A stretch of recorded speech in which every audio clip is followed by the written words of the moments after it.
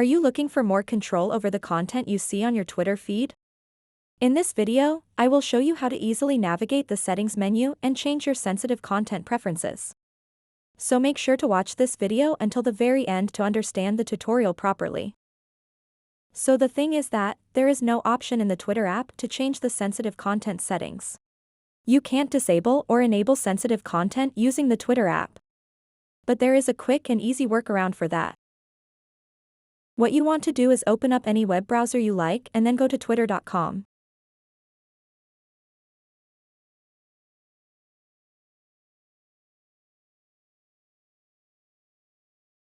Once you are on the Twitter website, log into your account. Just tap the login button at the bottom left, and then continue with Google, Apple, or your email.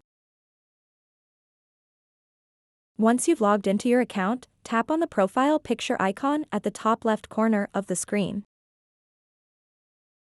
After that, tap Settings and Support, and then tap Settings and Privacy.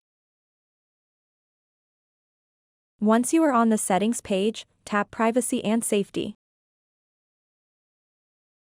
and then tap the content you see.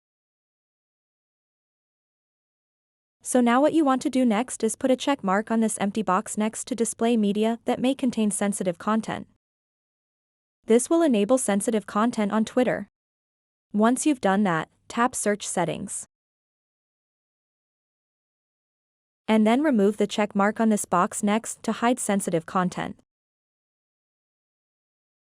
And now, when you search for sensitive content, it will show you exactly what you want to see.